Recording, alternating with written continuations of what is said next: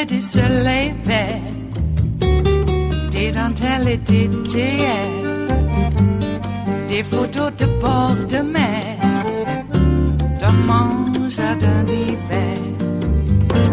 Je voudrais de la lumière, comme en Nouvelle-Angleterre.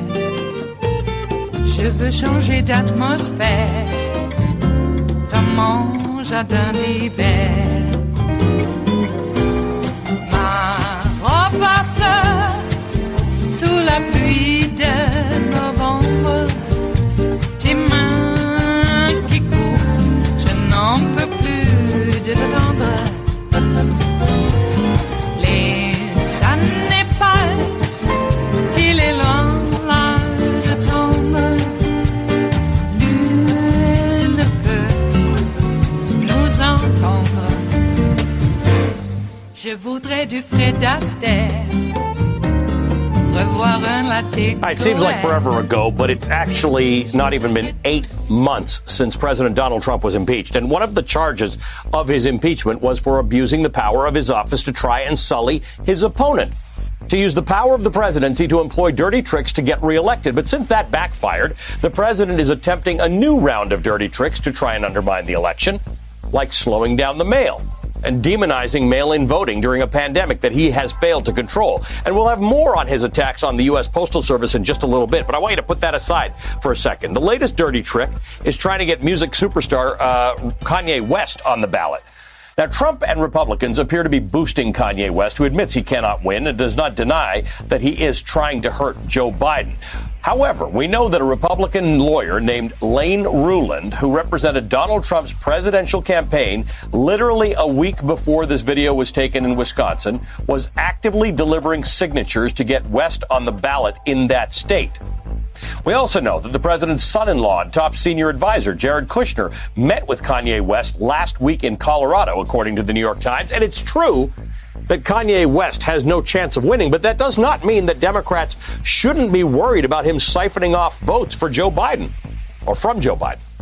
In 2016, remember this, third-party candidates Gary Johnson and Jill Stein collectively polled around 4% of the vote.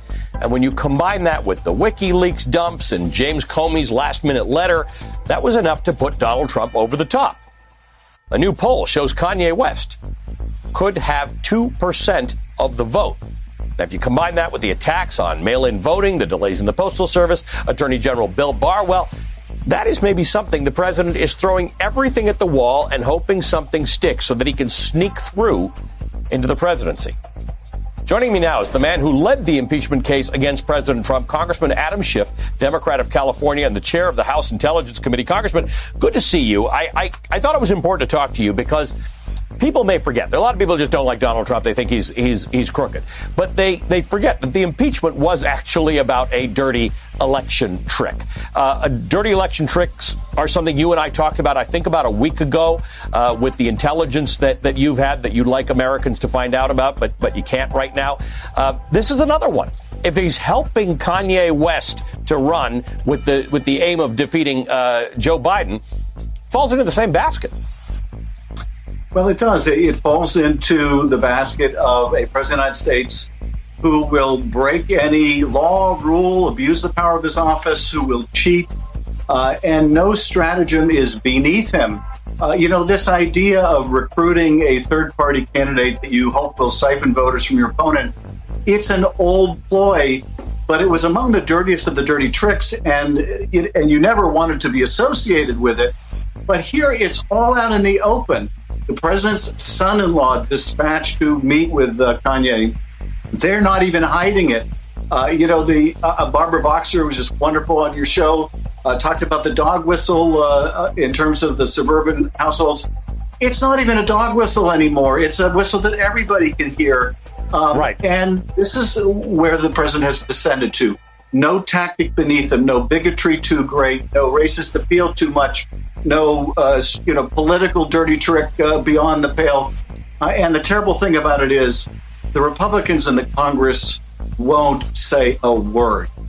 They are watching their party destroyed. They're watching the ethics of the party leader just tear their party asunder, and they don't have the guts to do anything or say anything about it. And That's what enables this.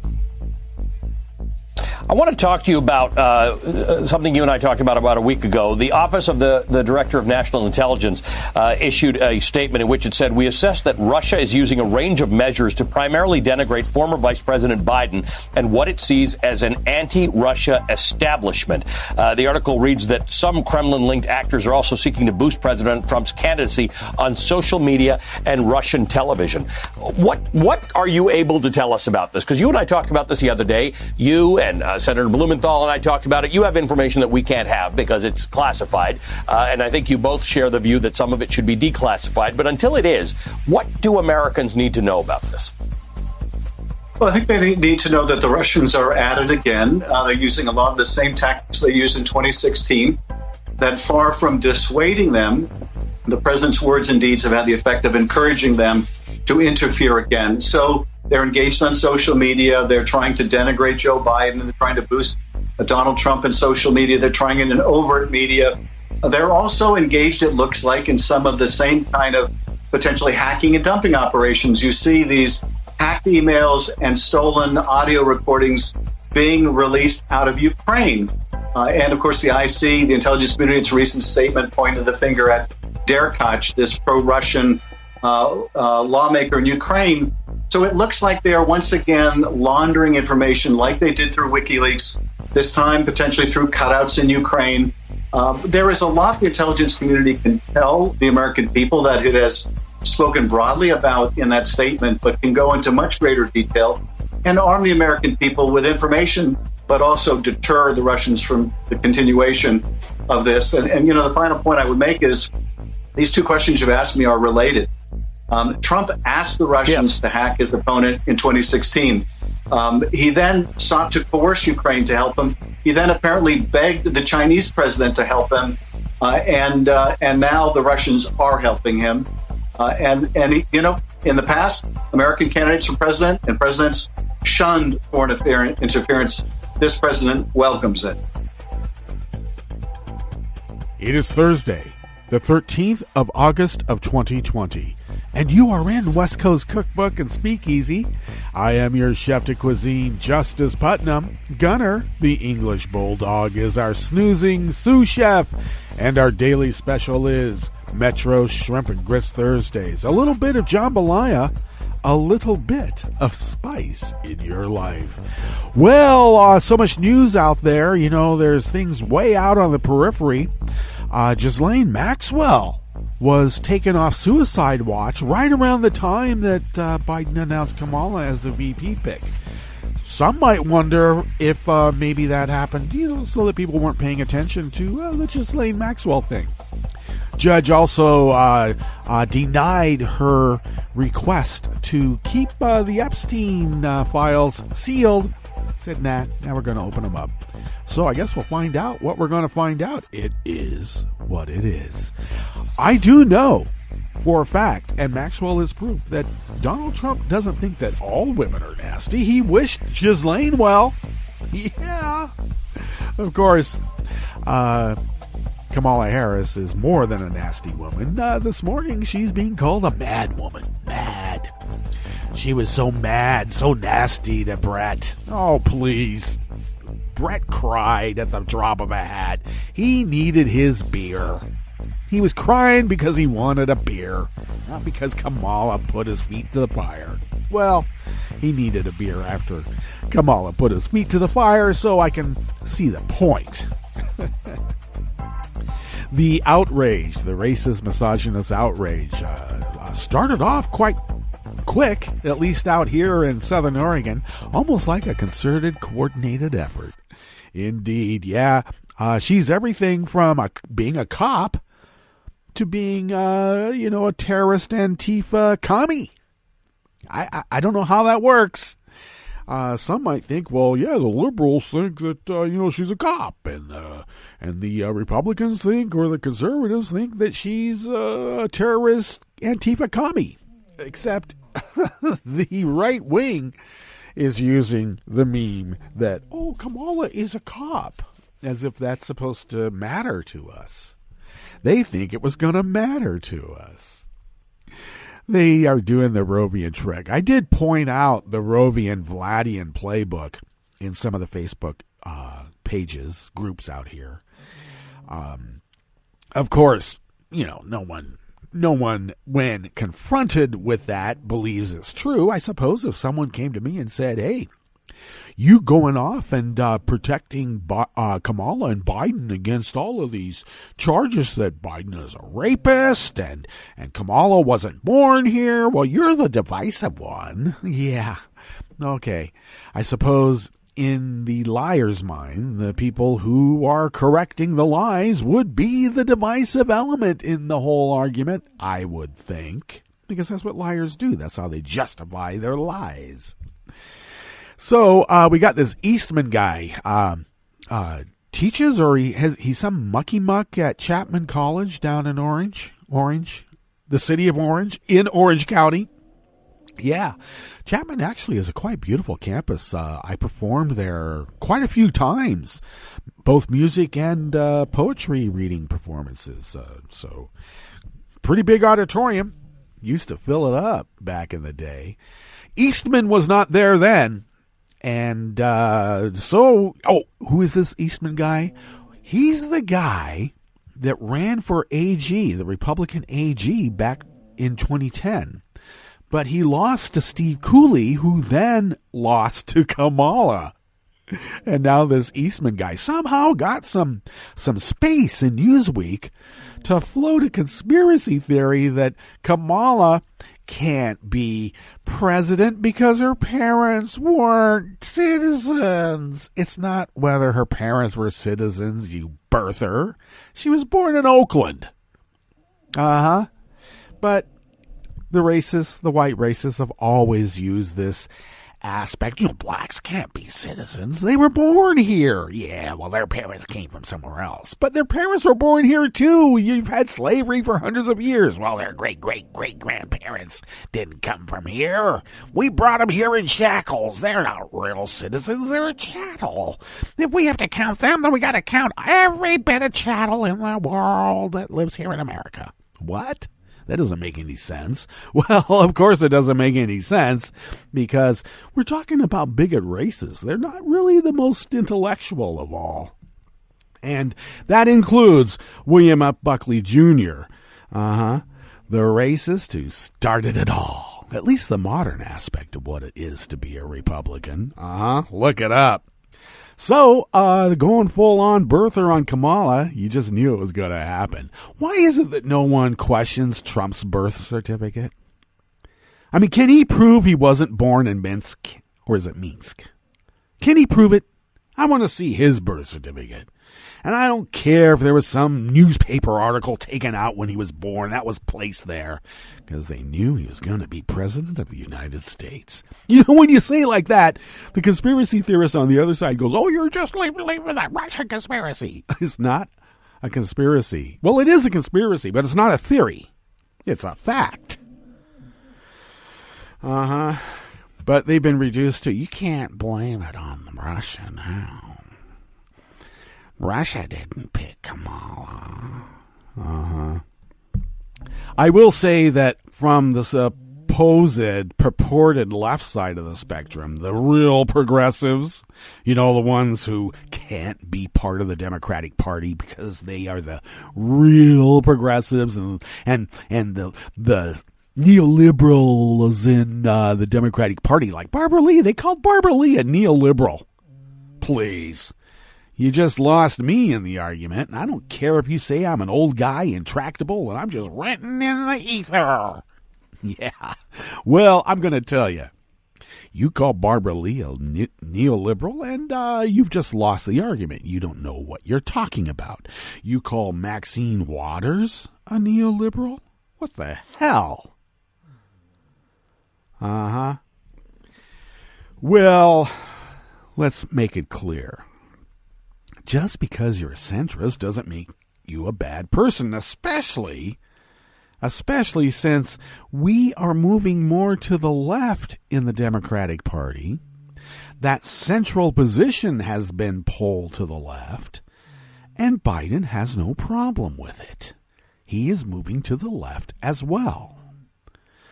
You know, I should confess. Is that the proper term? I should make clear that I still harbor a bit of resentment, shall we say, about how Biden rolled over back on Anita Hill. He didn't stand up and protect her. And when the typical pandering, patronizing, oh, this is a high-tech lynching, the weak-kneed liberals of the day, and Biden was one of them, rolled over and let this right-wing extremist cipher disrespect the Thurgood Marshall seat. It would have been nice if Joe Biden had pushed back a bit harder. But no one wanted to be seen as, well, we're making this black guy suffer too much, and we Democrats don't do that. Yeah, well, in this case, we're talking Clarence Thomas. And his wife, Ginny. Let's not forget that dynamic. So, I do have a bit of resentment about that. But you know what? I'm voting for Joe. Joe is a kind man. Joe is able to admit a mistake. Joe is able to issue a sincere apology. Joe can cry. That is the sign of strength in a man, not weakness. The lying, the covering up, the firings, the destruction of every aspect of our American experiment to cover up this guy's ineptness is not a sign of strength. Clear sign of weakness. We see it. The terrible sleeping giant has awoken in the suburbs. All those suburban housewife, that suburban housewife has awakened. God, this guy's such an idiot. Suburban housewife. And he even came out and said about suburbia that there's about 35% black ownership in suburbia, and he'd like to bring it down to 30%. But he's not a racist. And you know what? All the racist deplorables will tell you so. What's on the rest of the menu here in the Bistro Cafe of West Coast Cookbook and Speakeasy? Well, at the top, of course, Jared dispatched to meet with Kanye shows there is no political dirty trick beyond the pale in the Trump campaign. Of course not. They're shutting down and destroying the post office. On the rest of the menu, McConnell's refusal to give virus aid to the states could cost 4 million jobs. Oh, did you see that Mark Meadows said, the Trump administration created a record number of jobs without telling people that they lost all of them first? Jeez. 6 former EPA chiefs called for the agency to reset after the election because there's no way to do it now. And Iowa farmers assess their losses after a massive derecho flattened cornfields and burst grain bins still filled with tens of millions of bushels of last year's harvest. It's all gone. After the break, we move to the chef's table, where Pompeo says he warned Lavrov against offering bounties for U.S. soldiers, but no one told Trump about the meeting because he would have gotten mad. Very mad. And satellite imagery showed North Korea's main nuclear reactor site is threatened by recent flooding. Sounds like a TEPCO tragedy all over again. All that and more on West Coast Cookbook and Speakeasy. Bon appetit.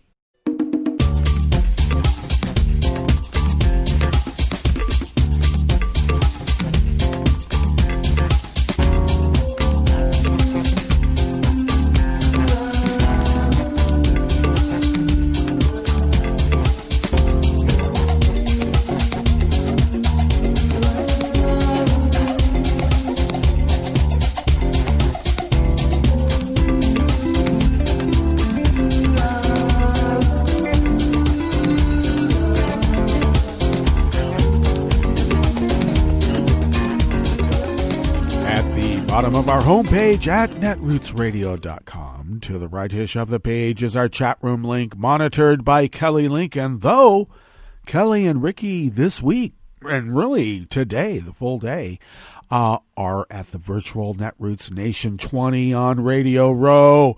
And do stay tuned to Netroots Radio and check out our Facebook Live page, because we will be live streaming keynote speeches and events. And we'll also have podcasts of some great interviews that will be available, well, this week and in the weeks ahead. So stay tuned for that. And thank you, Kelly and Ricky, for doing so. If you would take a look to the leftish of the page from the chat room link at the bottom of our homepage at netrootsradio.com, there is the Patreon link there. And if you could please become a recurring Patreon of Netroots Radio, your recurring pledge allows us to fulfill our civic duty. And what is that civic duty? Well, it's Resistance Radio. Though the bulk of how we do this comes out of our own wallets, we would be unable to do it without you. And thank you for your generosity. It's almost 10 years that we've had this continuous 24/7, 365 broadcasting. Resistance Radio, indeed. And as the bills go up, we do need a few more Patreons. So if you're so inclined and are able to do so during this time of pandemic and civil unrest, if you could afford the cost of an espresso-type coffee drink, say, and send those funds our way, we are very adept. In fact, we have almost 10 years of experience at stretching dollars beyond measure. And we pay our bills, fly under the radar, and we get away with this.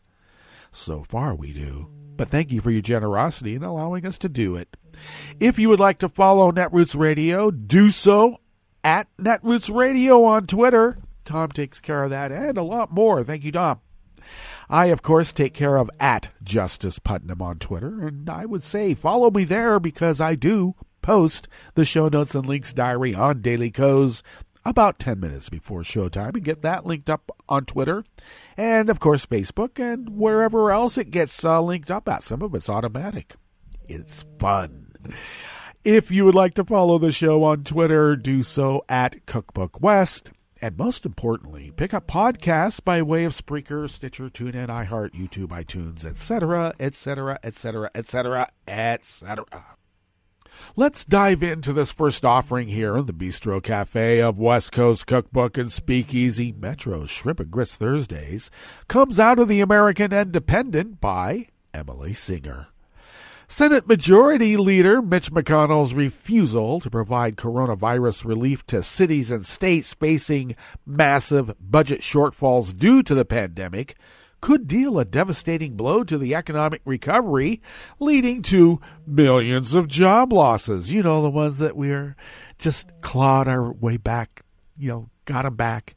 Apparently, the new unemployment claims fell below 1 million for the first time in months. Probably because there's hardly anybody left without a job, because everybody's out of a job already. They can't file new unemployment claims because they're all old unemployment claims now. Wow.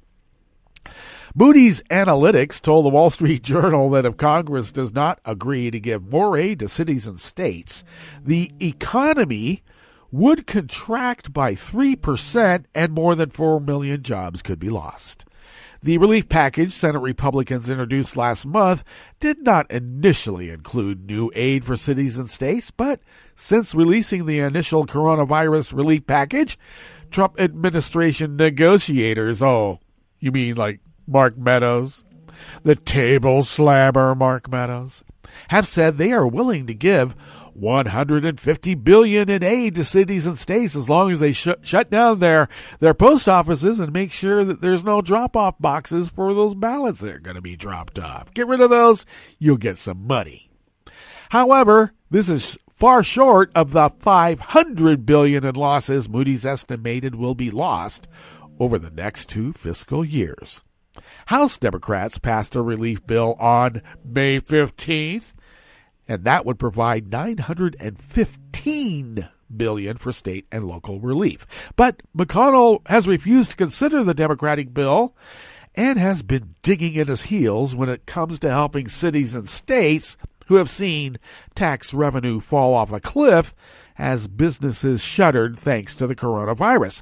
McConnell has characterized aid to state and local governments as a blue state bailout. Well, what do you call tax cuts for mega-rich billionaires? You would think if they're already a billionaire, they're already mega-rich, but that's not rich enough, apparently. He told Fox on Tuesday he wants to take any responsibility providing more aid to states off the table.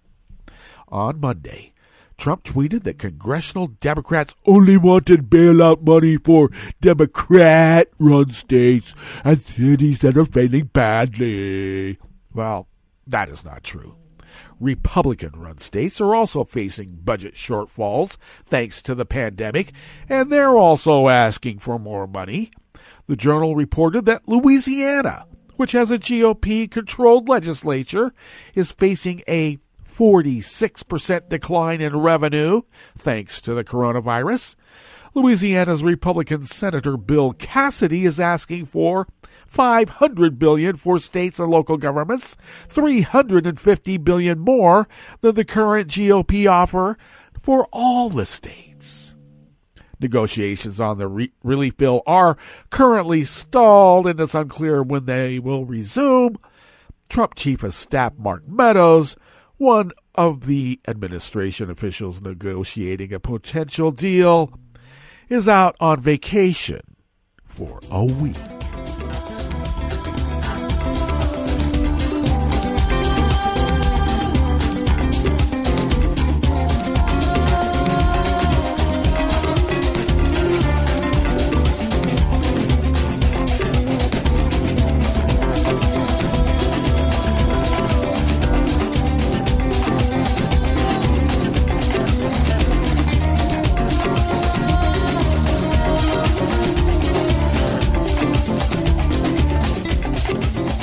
Ellen Nickmeyer of the Associated Press brings us this next offering here in the Bistro Cafe of West Coast Cookbook and Speakeasy, Metro Shrimp and Grits Thursdays. 6 former EPA chiefs called for a reset at the agency after Trump's regulation chopping industry-minded first term, backing a detailed plan by former EPA staffers that ranges from renouncing political influence and regulation to boosting climate-friendly electric vehicles. The current administrator, Andrew Wheeler, immediately rejected the recommendations, and his spokesman James Hewitt accused Wheeler's predecessors of having botched environmental matters during their tenures. Most living former EPA heads signed on. One notable exception was Trump's first EPA chief, Scott Pruitt, because, he's still living off the largesse of all the money he stole, and he's pretty happy about it, actually. The group, William Riley, Lee Thomas, Carol Browner, Christine Todd Whitman, Lisa Jackson, and Gina McCarthy, served under Republican and Democratic presidents, but not for Trump, so they don't count.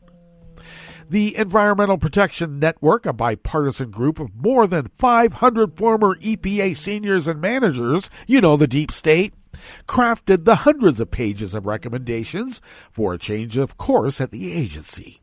The group said the roadmap was meant to guide whatever administration the November 3rd presidential election puts in place. Wink, wink.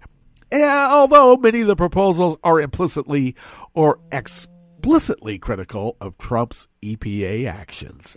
The former EPA head's accompanying statement did not mention Trump, but said they were concerned about the current state of affairs at EPA. Hewitt, the EPA spokesman, said Wheeler is proud of our record addressing environmental problems impacting Americans. He cited the EPA's work on Superfund sites, lead contamination, and air. Where all the regulations have been completely destroyed because the black guy strengthened them.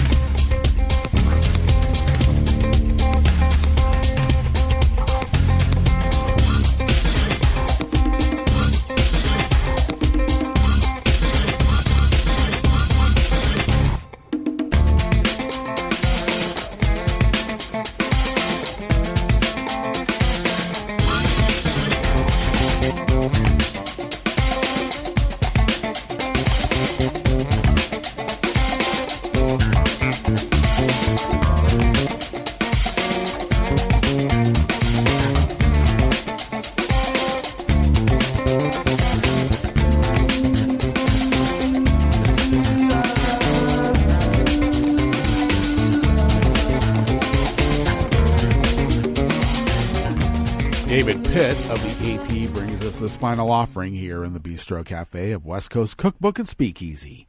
Farmers across a wide swath of Iowa are dealing with the heartbreaking aftermath of a rare windstorm that turned what was looking like a record corn crop into deep losses for many. The storm, known as a derecho, slammed the Midwest with straight-line winds of up to 100 miles per hour on Monday, gaining strength as it plowed through Iowa farm fields, flattening corn, and bursting grain bins still filled with tens of millions of bushels of last year's harvest. It's a problem of 2 years of crops here. You're dealing with what you grew last fall, and you're trying to figure out how to prepare for what you're growing this fall, said Iowa State University agriculture economist Chad Hart. Farms in Illinois and Indiana also reported crop and property damage, but not to the extent seen in Iowa. Before the storm hit, the U.S. Department of Agriculture had been expecting a record national corn crop this year of 15.3 billion bushels harvested from about 84 million acres. Iowa was to provide about 18% of that production. Its crop was valued at about $9.81 billion in 2019. The Iowa Corn Growers Association said it is too soon to accurately describe how much of this year's crop was lost. Iowa Secretary of Agriculture Mike Negg said that tens of millions of bushels of grain stored at farm cooperatives and privately on farms were damaged or destroyed. According to a USDA report dated August 1st, farmers in much of the central and eastern Iowa had been expecting near-record yields with healthy plants that could bounce back. For now, much depends on whether the plants snapped off or were just bent over by wind.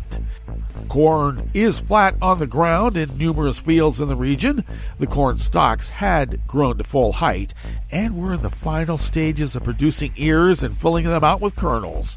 Modern corn varieties can grow up to 8 feet tall, making them vulnerable to powerful straight-line winds.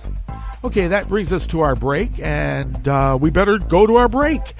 When we get back, we will go through weather from around the world, and we will finish up with the stories that we've curated for you today. You are listening to West Coast Cookbook Speakeasy, and we will be right back. You are listening to netrootsradio.com. Please hang up and try again.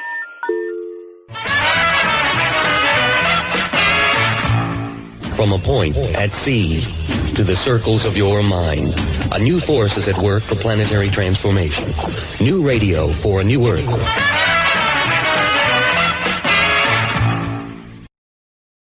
This is Take Two Movie Review. I'm Kim Lowe. This week, A Boy's Tale. The Spike Jonze-directed documentary, Beastie Boys' Story, is a trip back for Gen Xers. It's a pre-social media New York showbiz success story that will leave you wondering if the now juice-barred and gentrified New York could ever nurture such a thing again. As Mike Diamond, a.k.a. Mike D, put it, the idea of the Beastie Boys sprang from 3 high school friends who, by being in the right place at the right time, went on to become big stars before they could legally drink. None of them, or anyone else, thought that it would last, but by doubling down and learning, they discovered inner talent and became leaders and innovators in hip-hop's transition to the mainstream. The convention here is that of a slideshow or PowerPoint, all recorded at a theater in Brooklyn, featuring Diamond and Adam Horowitz, a.k.a. Ad Rock. It's complete with news footage, MTV clips, and cameos by moguls Russell Simmons and Rick Rubin, who first signed the Beasties before going on to make their mark.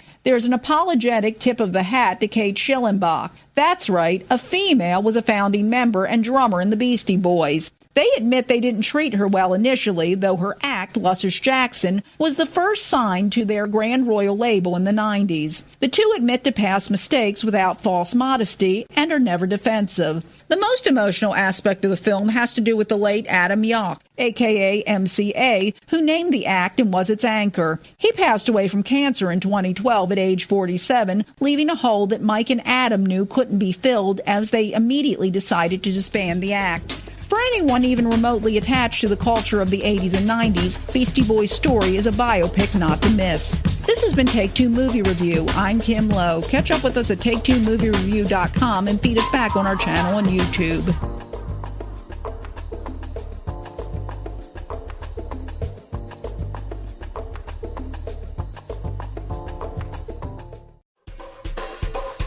This is Scientific American's 60-Second Science. I'm Christopher Intagliata.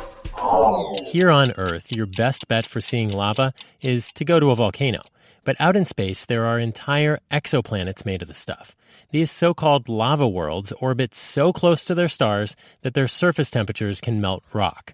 Which might sound familiar, says space technologist Michael Paiusalo of the University of Tartu in Estonia. So, like, for example, from science fictions, we know from Star Wars, Episode 3, Mustafar planet. Kind of like that, but, without the lightsabers. Scientists had noticed that some of these real lava worlds were extraordinarily bright and reflective. But why? There was idea that maybe this comes from the fact that lava itself is basically a liquid, and a smooth surface can reflect, like the surface of water, for example. So Paiusalo and his colleagues did what anyone would do to test that idea. They made their own lava. Here's MIT's Zara Essek, who led the team. When we removed the lava from the furnace, you could instantly feel the heat wash over you. Even from 6 feet away, it felt like you were standing right on the edge of a roaring bonfire. The crucible, which was the container holding the lava, was glowing so brightly it made my eyes water. It was an incredible experience.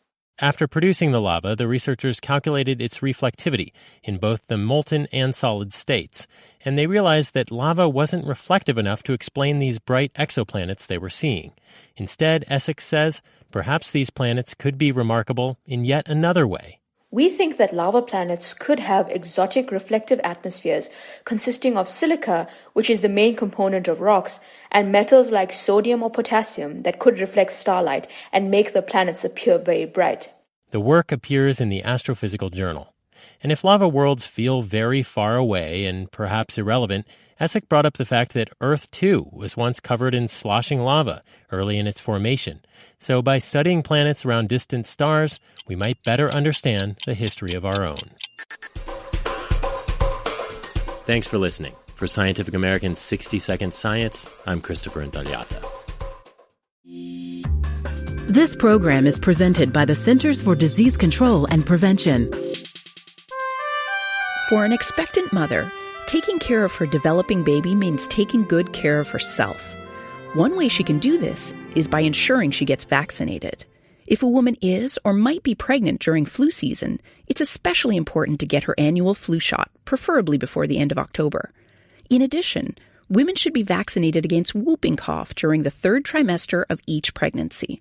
Failure to get vaccinated places both mother and baby at increased risk for serious complications of these infections, including hospitalization and even death. If you're pregnant or planning to get pregnant, ask your healthcare provider when you should get your vaccines. Thank you for joining us on A Minute of Health with CDC.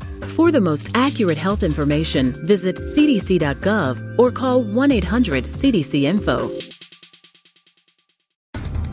This is a message from CDC.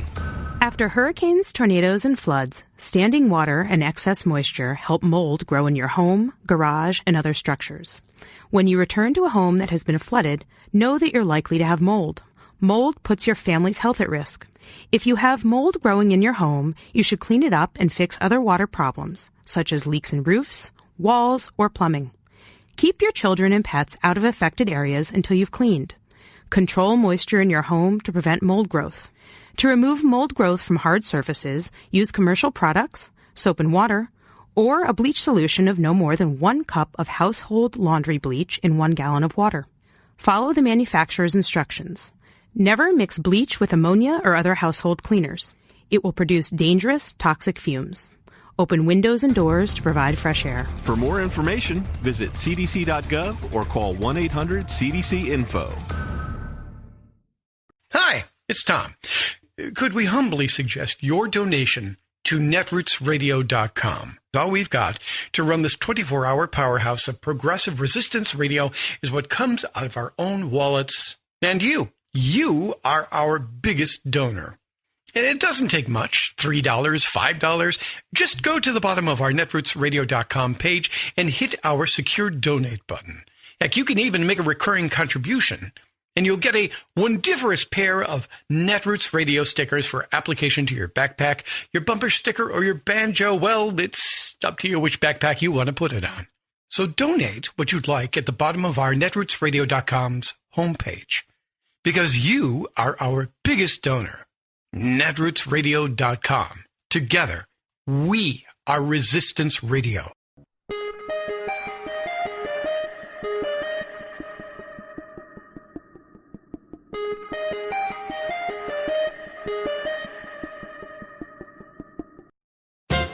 As horrible as the COVID-19 crisis is, it has brought out the best in the American people. The selflessness of frontline nurses and doctors, for example. Yet, it has also amplified one of the worst character flaws in our society, namely the me-first greed of corporate chieftains. Just last August, we were told that a new, more democratic corporate ethic was emerging. The CEOs of 181 big-name giants signed a public pledge that henceforth they would run their corporations not solely to maximize shareholder profits, but also to benefit workers, communities, and other economic stakeholders. Then, only 5 months later, boom, the pandemic hit. Profits dropped, and the new magnanimous spirit of togetherness vanished from these corporate boardrooms. Immediately, masses of their workers were being punted out the door. Health benefits were coldly terminated just when needed most, and the pledge to serve the common good went into the shredder. Well, retorted such pledge signers as Arne Sorensen, CEO of the Marriott Hotel Empire, revenues are drying up, so all promises are negated. In a March video message dispatching most of Marriott's employees, Sorensen cluelessly added this insult to their injury: I wish you good health and a sense of optimism. A couple of weeks later, workers learned that while Marriott was cutting off their paychecks, it had owed out $160 million in dividends to its rich shareholders, a group that includes Sorensen. This is Jim Hightower saying the CEO did say he'll forego some of his $1 million salary this year, but that's disingenuous, since he also gets some $11 million a year in incentive pay and other compensation. And while workers are now consigned to the unemployment line, Sorensen is in line for a 7% pay hike next year and a multi-million-dollar cash bonus. If you'd like more of Jim Hightower's real populism, check out the Hightower Lowdown. Jim's monthly newsletter gives you the real lowdown on which corporations, by name, are doing what to the middle class, our environment, and our democracy. Each month, the Hightower Lowdown brings you facts you didn't know, along with actions you can take to fight back. It also comes with a sense of humor. Hightower believes we can fight the gods and still have fun. Plus, get this, it's cheap. Only $15 brings you 12 issues a year. For real populism, go to hightowerlowdown.org. I'm Rick Smith, and this is Labor History in 2. On this day in labor history, the year was 1985. That was the day that workers at the Hormel plant in Austin, Minnesota, went out on strike. They were members of the United Food and Commercial Workers Union, Local P9. Hormel had slashed workers' wages by 23% during the early 1980s. Benefits were also diminished, and incentive programs rolled back. These changes cut deeply into the Hormel workers' earnings. What had been considered a good job was changing drastically. This was the story for many workers in Reagan-era America. The 3,500 Hormel workers voted overwhelmingly to strike. The National UFCW discouraged the action. The strike lasted more than a year. Strikebreakers were brought in, including some of the union members who crossed the picket line to return to work. The National Guard was called in to keep the peace between strikers and the scabs. After a year, the strike went down in defeat. Even after the strike, many of the workers were not called back to work. They were put on waiting lists for a job to reopen. Some never returned to the plant. 25 years after the strike, the Austin Daily Herald staff wrote, quote, "What resulted was a bitter, drawn-out labor dispute that drastically impacted the community, from workers who lost their jobs to families that were torn apart by the picket lines." The strike became the feature of a documentary by Barbara Koppel. In 1990, the documentary American Dream won the Academy Award. The film tells the story of the Hormel strike as a window into the tragic experiences of many workers during the 1980s. The film was made on a shoestring budget. Singer Bruce Springsteen provided $25,000 to help support this important film. Labor History in 2 brought to you by the Illinois Labor History Society and The Rick Smith Show. I read the news today, oh boy. It's time for Nicole Sandler's What's News from NicoleSandler.com and the Progressive Voices Network. Joe Biden and Kamala Harris on Wednesday made their first public appearance together since officially becoming running mates. Biden acknowledged the significance of Harris as the first black woman to appear on a major party presidential ticket. He said that Harris, having served as a prosecutor and California's attorney general, has the experience needed to defeat Trump and help lead the nation through the coronavirus pandemic, an economic crisis, and a racial reckoning. Kamala, as you all know, is smart. She's tough. She's experienced. She's a proven fighter for the backbone of this country, the middle class, for all those who are struggling to get into the middle class. Kamala knows how to govern. She knows how to make the hard calls. She's ready to do this job on day one. And we're both ready to get to work rebuilding this nation and building it better. And if money raised is an indicator, the public seems to approve of the choice. Biden's campaign raised $26 million in the 24 hours after he named Kamala Harris as his running mate. That includes contributions from 150,000 first-time donors. The money came flooding in during the first hour after the news broke. The best 60 minutes of fundraising this campaign has had so far, according to Politico. The State Department Inspector General's office released a report on Wednesday requesting further review of evidence that during his tenure, U.S. Ambassador to Britain Woody Johnson had made insensitive and inappropriate comments about race, religion, and sex. Johnson is also under scrutiny for allegedly doing Trump's personal bidding and trying to get the British Open moved to the golf course owned by Trump in Scotland. The swamp, indeed. So who do you believe, the medical experts or Donald Trump? Dr. Robert Redfield, director of the Centers for Disease Control, issued a dire new warning, saying, take coronavirus precautions or risk the worst fall in U.S. public health history. That's probably easier said than done, as the United States has averaged about 53,000 new cases every day in the last week. Since some schools reopened for in-person learning, more than 2,000 students, teachers, and staff have been quarantined, and at least 230 positive coronavirus cases were reported in their districts. Around the world, millions more students could be at risk when they return to classrooms. A new report from the World Health Organization and the United Nations Children's Fund reveals more than 800 million children do not have access to basic hand washing at school. Meanwhile, Trump has doubled down on his inane belief that the virus will just go away and is willing to risk the lives of your children. It's 99.995% of all fatalities are adults. Think of that, 99.95. That is extremely close to 100% of all fatalities are... Okay, that's twice. Fatalities? I could get it if he stumbled once, but twice?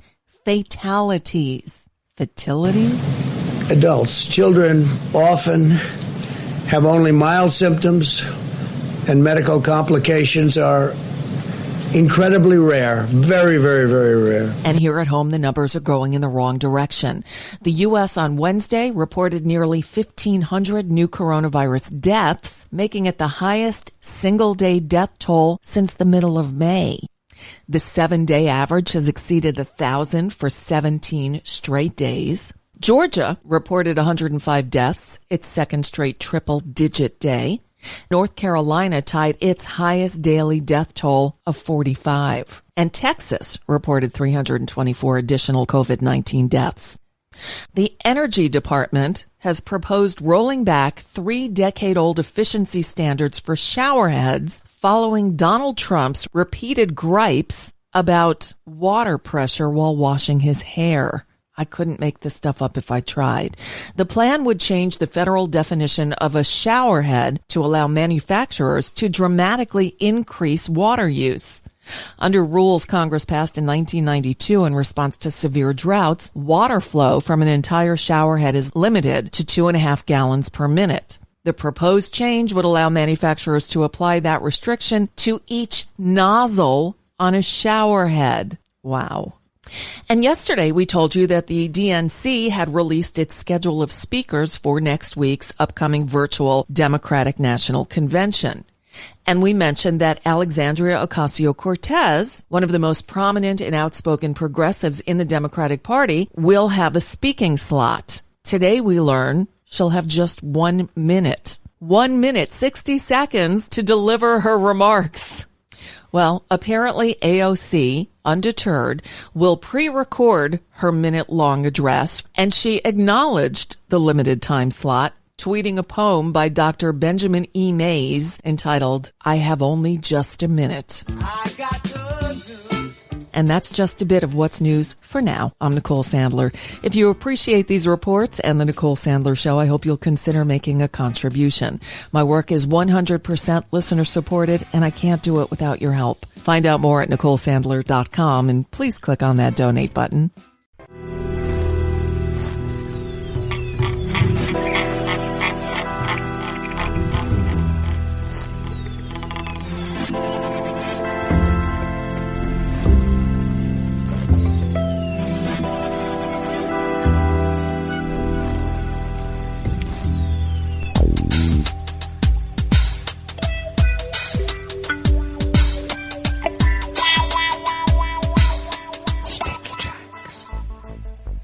Thank you for accompanying us here to the Chef's Table at West Coast Cookbook and Speakeasy Metro Shrimp and Grits Thursdays. We always begin weather from around the world along the banks of the Rogue River in the Rogue River Valley of Southern Oregon on the west coast of the continental United States of America, where it is currently 60 degrees Fahrenheit, expecting a temperature of around the same yesterday.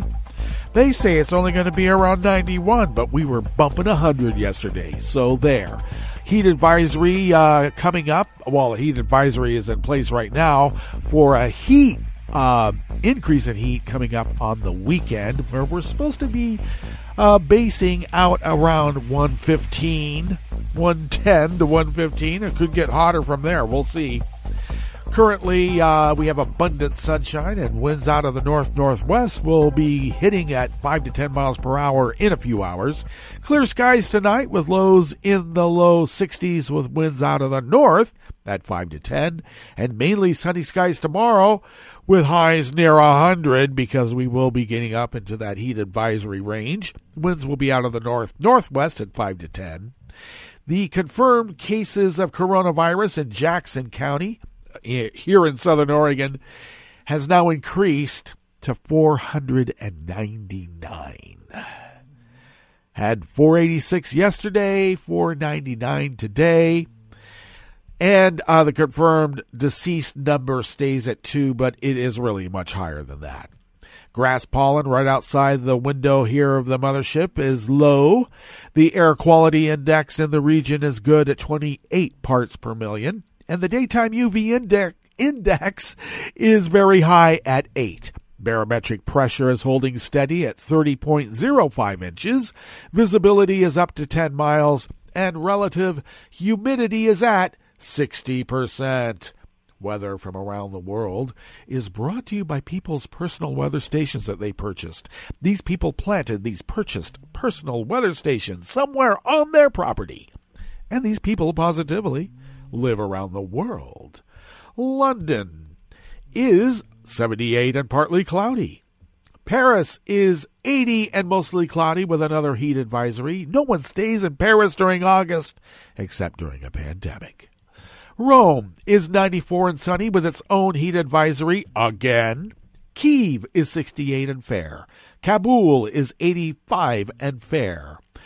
Hong Kong is 80 degrees and fair. Tokyo is 81 and partly cloudy. Sydney, Australia is 60 degrees and clear. San Francisco, California is 58 and sunny. And New York is 78 degrees Fahrenheit with heavy rain. And that is weather from around the world, brought to you by people's personal weather stations that they purchased. These people planted these purchased personal weather stations somewhere on their property. And these people positively live around the world.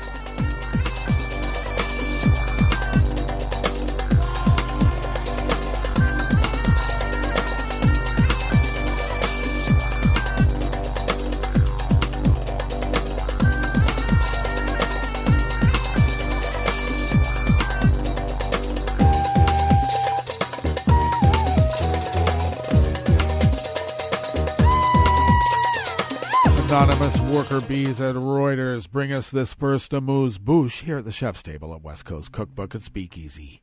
U.S. Secretary of State Mike Pompeo said he warned his Russian counterpart, Sergei Lavrov, that there would be an enormous price to pay if Moscow was offering bounties to kill U.S. soldiers or other Western troops in Afghanistan, especially if Trump isn't getting a big enough cut.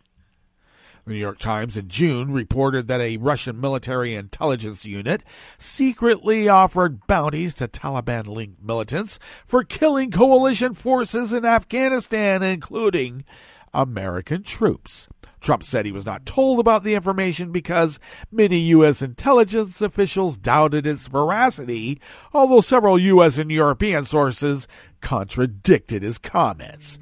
In an interview with Radio Free Europe Radio Liberty, Pompeo declined to say whether he believed the intelligence was credible or if he thought Trump should have been briefed, but said Washington would not put up with such behavior. If the Russians are offering money to kill Americans, or for that matter other Westerns as well, there will be an enormous price to pay. That's what I shared with Foreign Minister Lavrov, Pompeo said in the interview.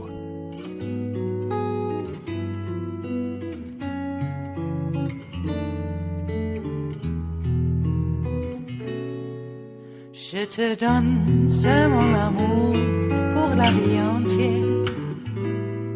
La promesse de me trouver à tes genoux. Aussitôt que tu m'appelles, rester toujours fidèle.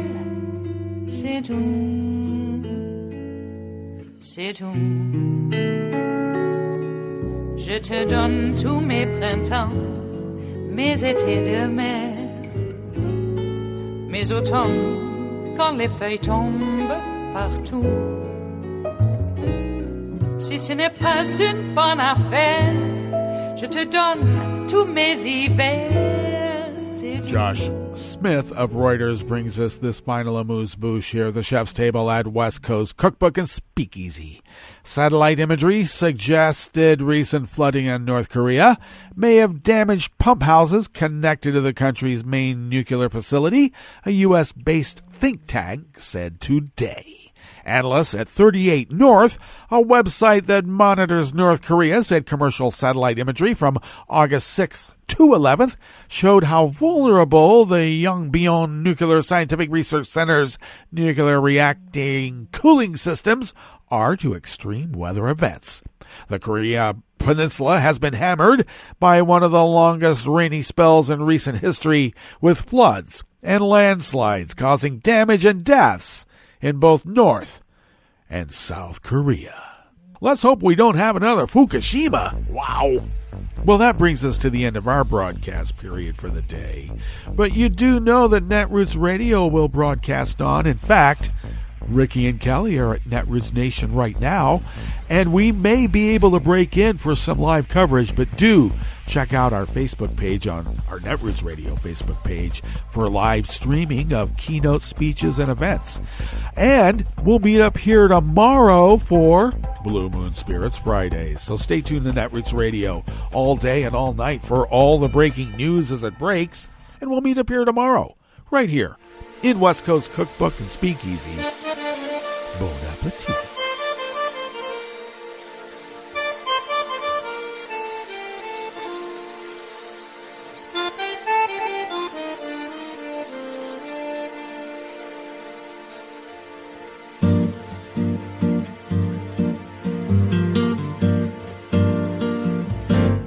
Je voudrais du soleil vert, des dentelles et des théières, des photos de bord de mer, dans mon jardin d'hiver. Je voudrais de la lumière, comme en Nouvelle-Angleterre. Je veux changer d'atmosphère, dans mon jardin d'hiver. Ma fleur sous la pluie de novembre, tes mains qui courent, je n'en peux plus de t'attendre. Les années passent, il est loin, là je tombe. Nul ne peut nous entendre. Je voudrais du Fred Astaire, revoir un latte Goël. Je voudrais toujours te plaire, dans mon jardin d'hiver. Je veux déjeuner par terre, comme au long de golfe clair, t'embrasser les yeux ouverts, dans mon jardin d'hiver.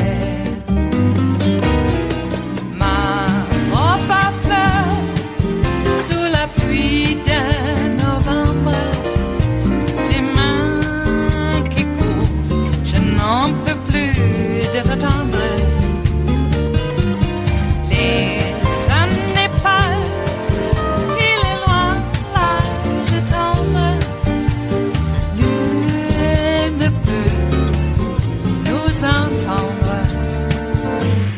Ba-da-da-dum-di-da-dum. Ba-da-da-dum-di-da-dum. Ba-da-da-dum-di-da-dum.